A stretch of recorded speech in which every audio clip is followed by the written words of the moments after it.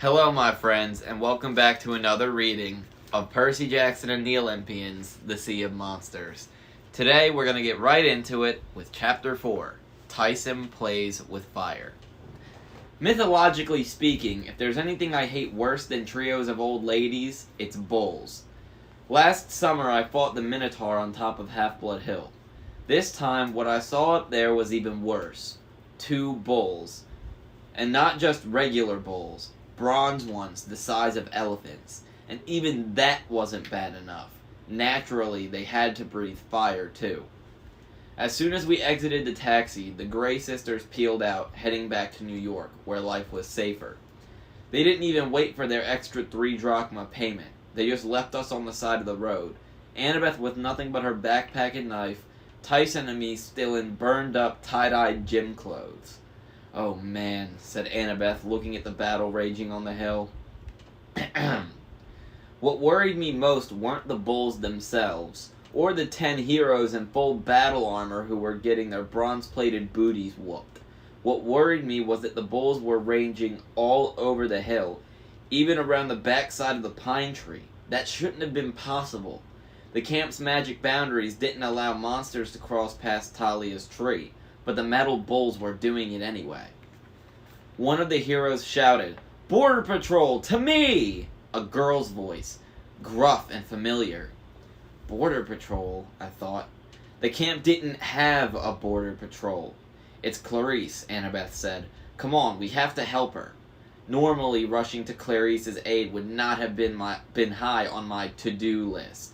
She was one of the biggest bullies at camp. The first time we'd met, she tried to introduce my head to a toilet. She was also a daughter of Ares, and I'd had a very serious disagreement with her father last summer. So now the god of war and all his children basically hated my guts. Still, she was in trouble. Her fellow warriors were scattering, running in panic as the bulls charged. The grass was burning in huge swaths around the pine tree. One hero screamed and waved his arms as he ran in circles, the horsehair plume on his helmet blazing like a fiery mohawk. Clarice's own armor was charred. She was fighting with a broken spear shaft, the other end embedded uselessly in the metal joint of one bull's shoulder. "You good, Lavanna? I saw you like..." "Oh, you need it opened?" Or... I got you. Them acrylics be something else. Gotta... I can't even get my finger underneath of it. There we go. This isn't going to explode on me, right? Just going to open it that way just in case. I only have 2 copies of this book. There you go. God bless. Yep.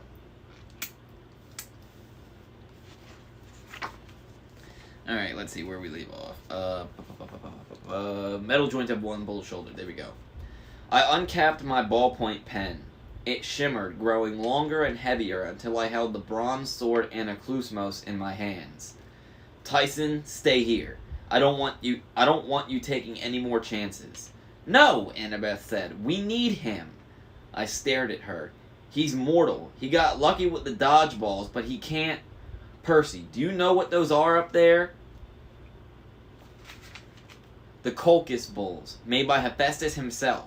We can't fight them without Medea's sunscreen SPF 50,000. We'll get burned to a crisp." "Medea's what?" Annabeth rummaged through her backpack and cursed. I had a jar of topical coconut scent sitting on my nightstand at home. Why didn't I bring it? I'd learned a long time ago not to question Annabeth too much. It just made me more confused. "Look, I don't know what you're talking about, but I'm not going to let Tyson get fried." "Percy, Tyson, stay back." I raised my sword. "I'm going in." Excuse me. Tyson tried to protest, but I was already running up the hill toward Clarice, who was yelling at her patrol trying to get them into phalanx formation. It was a good idea. The few who were listening lined up shoulder to shoulder, locking their shields to form an ox hide and bronze wall, their spears bristling over the top like porcupine quills. Unfortunately, Clarice could only muster 6 campers. The other 4 were still running around with their helmets on fire. Annabeth ran toward them trying to help. She taunted one of the bulls into chasing her, then turned invisible, completely confusing the monster. The other bull charged Clarice's line. I was halfway up the hill, not close enough to help. Clarice hadn't even seen me yet. The bull moved deadly fast for something so big. Its metal hide gleamed in the sun. It had fist-sized rubies for eyes and horns of polished silver. When it opened its hinged mouth, a column of white-hot flame of white-hot flame blasted out. "Hold the line!" Clarice ordered her warriors. Whatever else you could say about Clarice, she was brave. She was a big girl with cruel eyes like her father's. She looked like she was born to wear Greek battle armor, but I didn't see how even she could stand against that bull's charge. Unfortunately, at that moment, the other bull lost interest in finding Annabeth. It turned, wheeling around behind Clarice on her unprotected side. "Behind you!" I yelled. "Look out!" I shouldn't have said anything, because all I did was startle her. Bull number 1 crashed into her shield, and the phalanx broke. Clarice went flying backward and landed in a smoldering patch of grass. The bull charged past her, but not before blasting the other heroes with its fiery breath. Their shields melted right off their arms. They dropped their weapons and ran as bull number 2 closed in on Clarice for the kill. Can we just take a second to talk about how all these other campers are running from this thing and are panicked and freaking out? But Percy is one of the younger campers at Camp Half-Blood. He's only 13. And he's running towards this thing. Like, Percy is not some old veteran camper. Like, yeah, he's one of the only campers that's actually ever been on a quest at this point. But he's a kid. Like, at least half of the other campers are high schoolers. Percy is 12, 13 years old. He's a middle schooler doing stuff that is scaring high schoolers into just running in fear. Just putting that out there. I lunged forward and grabbed Clarice by the straps of her armor. I dragged her out of the way just as bull number 2 freight trained past. I gave it a good swipe with Riptide and cut a huge gash in its flank, but the monster just creaked and groaned and kept on going. It hadn't touched me, but I could feel the heat of its metal skin. Its body temperature could have microwaved a frozen burrito. "Let me go!" Clarice pummeled my hand. "Percy, curse you!" I dropped her in a heap next to the pine tree and turned to face the bulls. We were on the inside slope of the hill now, the valley of Camp Half-Blood directly below us. The cabins, the training facilities, the big house. All of it at risk if these bulls got past us. Annabeth shouted orders to the other heroes, telling them to spread out and keep the bulls distracted. Bull number 1 ran a wide arc, making its way back toward me. As it passed the middle of the hill, where the invisible boundary line should have kept it out, it slowed down a little, as if it were struggling against a strong wind, but then it broke through and kept coming. Bull number 2 turned to face me, fire sputtering from the gash I'd cut in its side. I couldn't tell if it felt any pain, but its ruby eyes seemed to glare at me like I'd just made things personal. I couldn't fight both bulls at the same time. I'd have to take down bull number 2 first, cut its head off before bull number 1 charged back into range. My arms already felt tired. I realized how long it had been since I'd worked out with Riptide, how out of practice I was. I lunged, but bull number 2 blew flames at me. I rolled aside as the air turned to pure heat. All the oxygen was sucked out of my lungs. My foot caught on something, a tree root maybe, and pain shot up my ankle. Still, I managed to slash with my sword and lop off part of the monster's snout. It galloped away, wild and disoriented. But before I could feel too good about that, I tried to stand, and my left leg buckled underneath me. My ankle was sprained, maybe broken. Bull number 1 charged straight toward me. No way I could crawl out of its path. Annabeth shouted, "Tyson, help him!"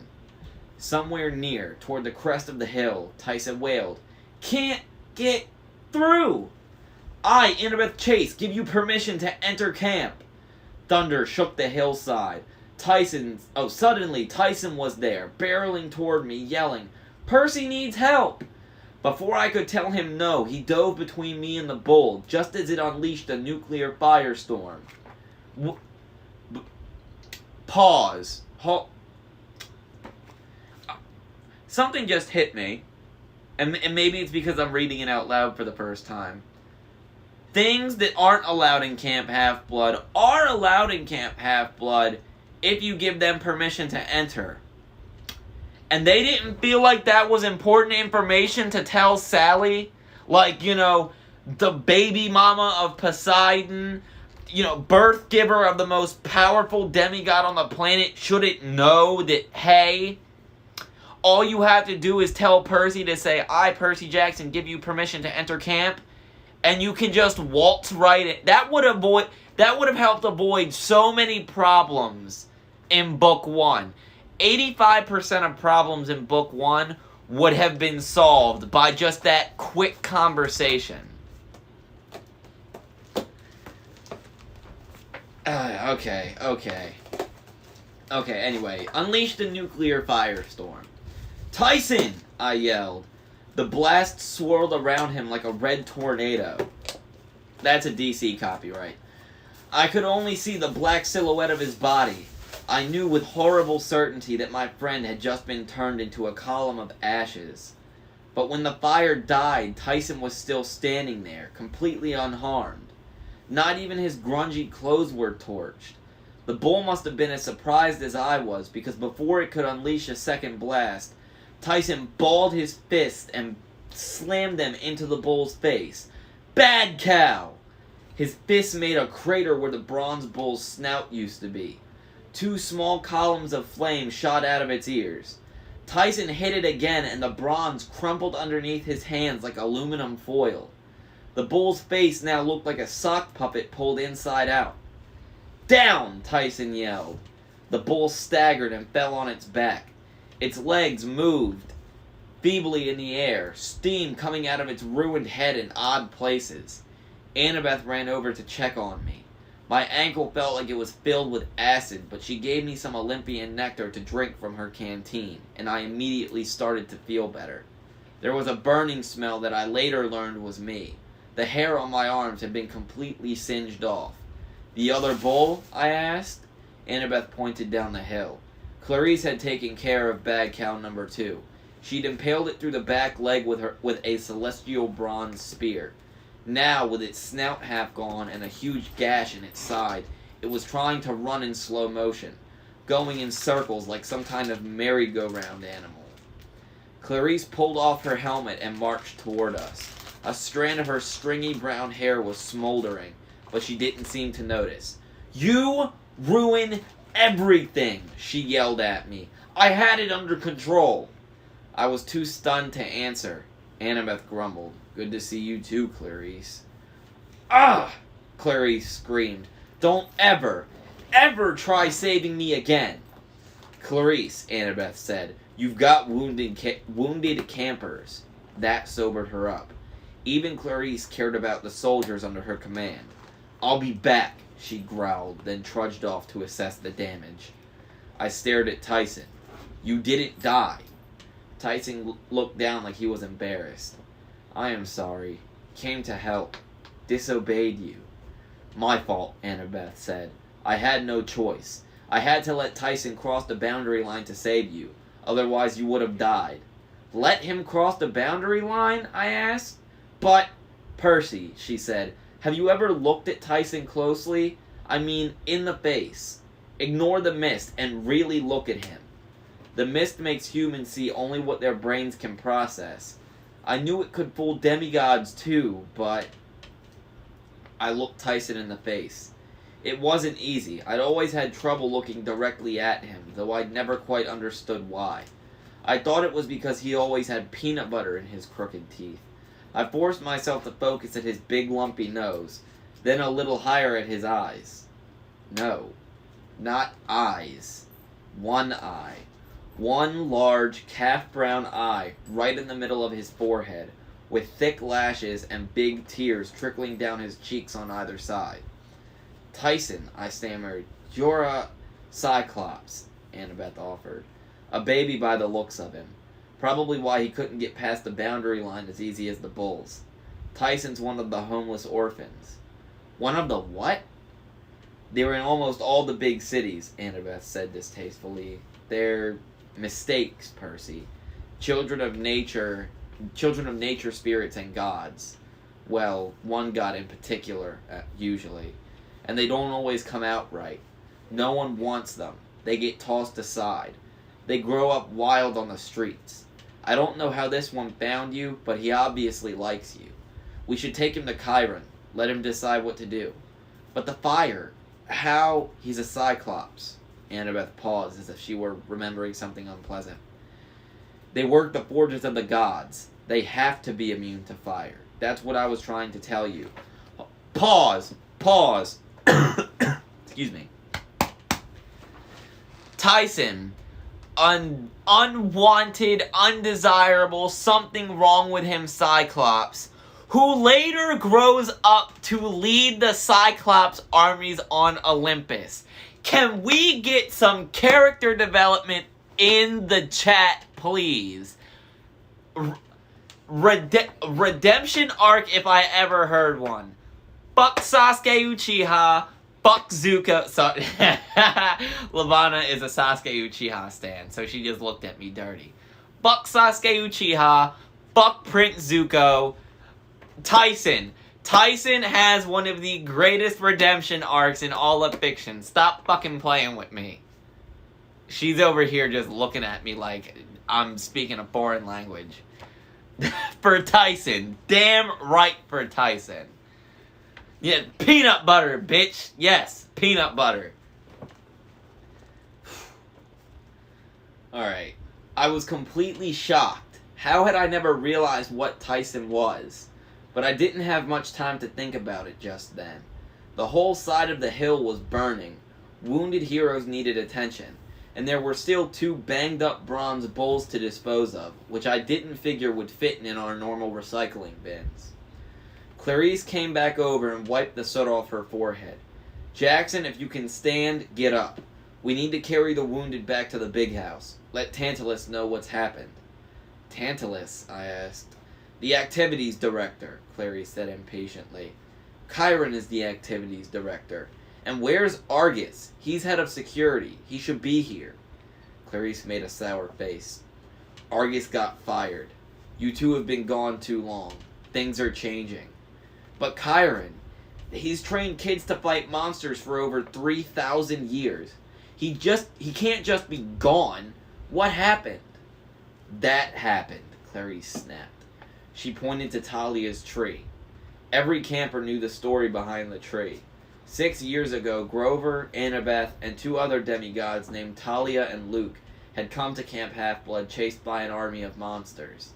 When they got cornered on top of the hill, Talia, a daughter of Zeus, had made her last stand here to give her friends time to reach safety. As she was dying, her father, Zeus, took pity on her and changed her into a pine tree. Her spirit had reinforced the magic borders of the camp, protecting it from monsters. The pine had been here ever since, strong and healthy. But now its needles were yellow. A huge pile of dead ones littered the base of the tree. In the center of the trunk, 3 feet from the ground, was a puncture mark the size of a bullet hole, oozing green sap. A sliver of ice ran through my chest. Now I understood why the camp was in danger. The magical borders were failing because Talia's tree was dying. Someone had poisoned it. End of chapter 4.